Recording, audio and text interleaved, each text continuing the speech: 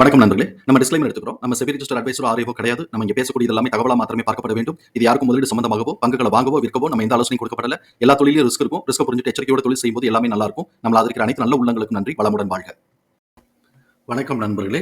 2025-26க்கான Q2 result announce பண்ணிட்டு வராங்க. அந்த வரிசையில இப்ப நம்ம பார்க்கக்கூடியது அரவிந்தோ ஃபார்மா. சப்சிக்வெண்ட் குவார்ட்டருக்கும் சரி 2025-26க்கும் என்ன வாய்ப்பு இருக்குங்கிறதுக்கான ஒரு தேடுதல் முயற்சி.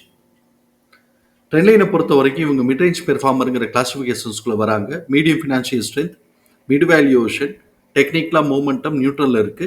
அனாலிசிஸ்ட் பிரைஸ் டார்கெட்டா 1291 டார்கெட் அப்சைட் பண்ணியிருக்காங்க. நம்ம இந்த வீடியோ ரெக்கார்ட் பண்ணக்கூடிய தருணத்துல 1227ங்கிற லெவல்ல ட்ரேடு க்ளோஸ் ஆயிருக்கு.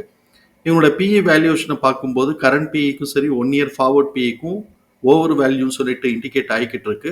இவங்களுடைய ஃபண்டமெண்டல் கீ மெட்ரிக்ஸ்ல high level of liquidity position maintain பண்றாங்க. Moderately high rate of return எடுக்கிறாங்க. டெப்ட் டு ஈக்விட்டி வித் இந்த தியரட்டிக்கல் லிமிட்ல இருக்கு. பிஇ அண்ட் பிபிஐ பொறுத்த வரைக்கும் சப்சிக்வெண்டா க்ரோத்துக்கான ஆப்பர்ச்சுனிட்டி இருக்கு. அதே சமயத்துல பீட்டா ஸ்கோர் 1.07 ஹை வாலட்டாலிட்டிங்கிறத கவனத்தில் எடுத்துக்கிறோம். ட்ரெண்ட்லைன்ல பார்ட்டிசிபேட் பண்ணக்கூடிய அனாலிசிஸ்டுடைய ஃபோர்காஸ்ட் எப்படி இருக்குன்னு பார்க்கலாம். ரெவென்யூ ஃபோர்காஸ்ட் ஆனுவலைஸ்டா ஒரு 6% க்ரோத்துக்கான ஆப்பர்ச்சுனிட்டி இருக்குன்னு எதிர்பார்க்கிறாங்க. அதே சமயத்தில் ரெவென்யூ ஃபோர்காஸ்ட் குவார்டர்லின்னு பார்க்கும்போது அது ஒன்றும் பெரிய டிஃப்ரென்ஸ் இல்லை. 1 to 2% தான் டிஃப்ரென்ஸ் க்ரோத்துக்கு இருக்கு. இப்போ இபிஎஸ் உடைய ஃபோர்காஸ்ட் ஆனுவலைஸ்டா 4.2% க்ரோத்துக்கான ஆப்பர்ச்சுனிட்டி இருக்குன்னு எதிர்பார்க்கிறாங்க. அதே இபிஎஸ் குவார்டர்லிக்குன்னு பார்க்கும்போது 8.8 க்ரோத்துக்கான ஆப்பர்ச்சுனிட்டி இருக்குன்னு எதிர்பார்க்கிறாங்க. இவங்களுடைய குவார்டர்லி பெர்ஃபார்மன்சஸ் நம்ம பார்ப்போம். இயர் ஆன் இயர் கம்பேரிசன்ங்கிறது September 2025 September 2024 quarterly revenue growth வந்து 6% இன்க்ரீஸ் ஆயிருக்கு. அதே மாதிரி குவார்டர்லி ரெவென்யூவோட நெட் ப்ராஃபிட் 3.8% இன்க்ரீஸ் ஆயிருக்கு. Q2Qன்னு பார்க்கும்போது கிட்டத்தட்ட ஒரு 500 கோடி ரூபாய்க்கு ரெவென்யூ இன்க்ரீஸ் ஆயிருக்கு. அதனால நெட் ப்ராஃபிட்டும் பார்த்தோம்னா ஒரு 24 கோடி ரூபாய்க்கு நெட் ப்ராஃபிட் இன்க்ரீஸ் ஆயிருக்கு. இபிஎஸ் 0.4 இன்க்ரீஸ் ஆகி 14.6 இருக்கு. இபிஎஸ் உடைய டிடிஎம் பார்த்தோம் அப்படின்னு சொன்னா 58.9 இருக்கு. இது போன தடவை காட்டிலும் 0.5 கூட. ஸோ இப்போ இந்த இடத்துல என்ன வருது அப்படின்னு சொன்னா இவன் 61 வச்சுட்டு டிக்ரீஸ் ட்ரெண்டுக்கு வந்துட்டு இப்போ வந்து ஸ்டாக்னேட் ஆகுறானா அப்படின்னு பார்க்குறோம். ஸோ இப்போ கீழே இருந்து டவுன் ட்ரெண்ட்ல ஸ்டாக்னேட் ஆகுறான்னாக்க ட்ரெண்ட் ரிவர்சலுக்கான வாய்ப்புகள் இருக்கலாம். இதே பெர்ஃபார்மன்ஸஸை இன்க்ரிமெண்டல் ட்ரெண்டுக்கு இவங்க இவங்க வந்து அப்படியே கொடுத்துட்டு வந்தாங்க அப்படின்னு சொன்னா இது ஒரு ஸ்ட்ராங் அப்சைட் மூவ்மெண்ட் கொடுக்க வாய்ப்பு இருக்கு. எகைன் திருப்பி இவன் வந்து ஸ்டாக்னேட் பொசிஷனோ இல்லாட்டி டிக்ரீஸ் பொசிஷனோ வந்தான்னா கரெக்ஷனுக்கு வாய்ப்பு இருக்குங்கிறத கவனத்தில் எடுத்துக்கிறோம். இப்படிப்பட்ட இந்த சூழல்ல எம்எஃப் தன்னுடைய ஹோல்டிங்லேருந்து 34% இன்க்ரீஸ் பண்ணி வச்சிருக்கிறாங்க. இன்ஸ்டிடியூஷன்ஸ் 50% இன்க்ரீஸ் பண்ணி வச்சிருக்கிறாங்க. எஃப்ஐஎஸ் 17% குறைச்சு வச்சிருக்கிறாங்க. இவங்களுடைய இபிஎஸ் தகவல்களை நம்மளுடைய எக்ஸல் ஃபார்மேட்ல நம்ம போட்டிருக்கிறோம். நம்ம இங்க கவனிக்கக்கூடியது book value 562, fair price 863, current price 1235. Fair price current பிரைஸோட ரேஷியோ 1.4 இருக்கு. இது நம்மளை பொறுத்த வரைக்கும் அஃபோர்டபிலிட்டி தான். அதே சமயத்துல ஃபர்ஸ்ட் லெவல் ஆஃப் ரெசிஸ்டன்ஸ் நம்ம எடுக்கக்கூடிய ரேஷியோ வந்து 1ல இருந்து 1.5 நம்ம எடுப்போம். இப்ப இவன் 1.4க்கு வந்துட்டான். அப்ப 1.5ல அவன் ரெசிஸ்ட் ஆகுறான் அப்படின்னு சொன்னாக்க அதோட பிரைஸ் வந்து 1295 வருது. இங்கதான் நிறைய இவங்க அனாலிசிஸ்டும் வந்து 1291 கொடுத்துருக்காங்க. நம்மளுடைய கால்குலேஷன்ல 1295 வந்திருக்கு.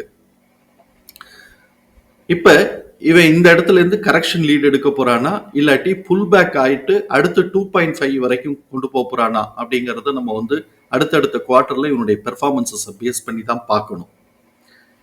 அடுத்த குவார்டருடைய ஆக்சுவல் ரிசல்ட் வர்ற வரைக்கும் இவனுடைய மூமெண்ட் எப்படி இருக்கும் அப்படிங்கிறதுக்கான ஒரு இது வந்து நம்ம அனாலிசிஸ் பண்றோம். இபிஎஸ் உடைய டிடிஎம் கரண்ட் இபிஎஸ் உடைய டிடிஎம் 59, அதை ஆவரேஜ் பண்ணும்போது 14.75. இது நெக்ஸ்ட் குவார்டருக்கான ஆவரேஜ் எஸ்டிமேட்டட் இபிஎஸ். இது எக்ஸிட் ஆகிறத காட்டிலும் 0.15 கூட இருக்கு. குமுலேட்டிவ் ஆவரேஜை காட்டிலும் 0.3 கூட இருக்கு. ஸோ இப்போ கூட இருக்கு. அதே சமயத்துல அஃபோர்டபிலிட்டியில இருக்கு அப்படின்னு சொன்னா ப்ரீவியஸ் குவார்டருடைய ஹைட்டை மேல உடைக்கிறதுக்கான வாய்ப்புகள் நிறைய இருக்கு அப்படின்னு பாக்குறோம். அதே சமயத்துல இதோடைய டிஃபரன்ஸ் வந்து ரொம்ப கம்மியா இருக்கிறதுனால 0.1 0.3 அப்படிங்கிற டிஃபரன்ஸ் ரேஞ்ச் இருக்கிறதுனால சஸ்டெயினபிலிட்டி வந்து எவ்வளவு தூரம் இருக்கும் அப்படிங்கிறது நமக்கு தெரியல.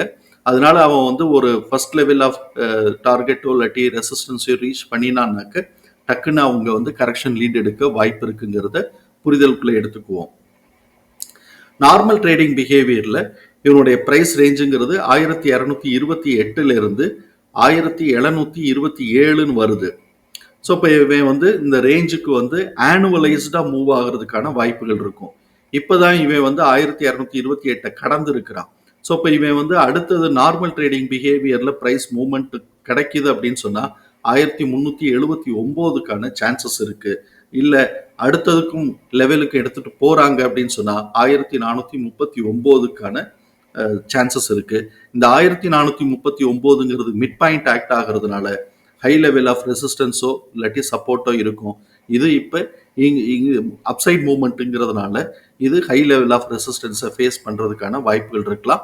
ஆனால் ட்ரேடர்ஸ் எந்த சைடு எடுத்துகிட்டு போகிறாங்கங்கிறத கரெக்டாக நம்ம பார்த்துக்குவோம். எவ்வளோ தூரத்துக்கு எடுத்துகிட்டு போகிறாங்கங்கிறதையும் பார்ப்போம். எக்ஸ்போனன்ஷியல் ஃபார்முலால நமக்கு கிடைச்சிருக்கக்கூடிய ப்ரைஸ் ரேஞ்சஸை நம்ம சார்ட்ல மார்க் பண்ணியிருக்கிறோம். ஆக்சுவலாக நம்ம வந்து பிபியோட 3த்தையும் மார்க் பண்ணியிருக்கிறோம். ஆனால் குவார்டர்லின்னு வரும்போது பிபி வரைக்கும் தான் நமக்கு ஒரு நல்ல சான்சஸ் இருக்கு அப்படிங்கிறத நம்ம பார்ப்போம். இந்த குவார்டருக்கு பிபியோட பாட்டமை உடைச்சு பிபியோட பாட்டமை உடைச்சான்னா பிபி அப்படிங்கிறது ஒரு ஸ்ட்ராங் ரெசிஸ்டன்ஸுங்கிறத நம்ம புரிதலுக்கு எடுத்துக்குவோம். ஸோ இப்போ S1ங்கிறது 1099, பிபியோட பாட்டம் 1266, பிபி 1450, பிபியோட டாப் 1651. பிபியோட டாப் வரணும்னா அது ஆனுவலைஸ்டா மூவ்மெண்ட்டுக்கு அதுக்கு சான்சஸ் இருக்கலாம்.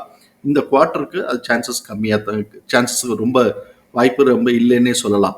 ஸோ இப்போ இந்த இடத்துல வந்து நமக்கு பார்த்தோம்னா இப்போ இமீடியட்டா நீங்க ஸ்டார்ட் பண்ண இடத்துல இருந்து ஒரு ஃபர்ஸ்ட் லெவல் ஆஃப் ரெசிஸ்டன்ஸுங்கிறது 1266 வருது. நமக்கு ஃபேர் பிரைஸ் கரண்ட் பிரைஸ் ரேஷியோல 1295 வந்திருக்கு. அவங்க அனாலிசிஸ்ட் எல்லாம் எதிர்பார்க்குறது 1296 எதிர்பார்க்கிறாங்க. ஸோ இப்போ நமக்கு வந்து இந்த இடத்துல 30 ரூபா ரேஞ்சில் முன்ன பின்ன நமக்கு இருக்கு. பார்ப்போம் இவன் எந்த லெவலுக்கு வரான்னு பார்ப்போம். இதை உடைச்சான் அப்படின்னு சொன்னா பிபியோட பாட்டமை உடைச்சான்னா பிபியான 1450க்கான வாய்ப்பு இருக்கு. இது ரெண்டுத்துக்குமான மிட் பாயிண்ட் நம்ம இங்க பாக்குற மாதிரி 1379 ஒரு ரெசிஸ்டண்டா ஆக்ட் ஆகும். நான் அது மார்க் பண்ணல. தகவல் பயனுள்ளதா இருக்கும் நம்புறோம். தகவல் பயனுள்ளதா இருந்ததுன்னா சங்கருக்கு ரொம்ப சந்தோஷம். நம்மளை ஆதரிக்கிற அனைத்து நல்ல உள்ளங்களுக்கும் நன்றி. வளமுடன் வாழ்க. நன்றி நண்பர்களே.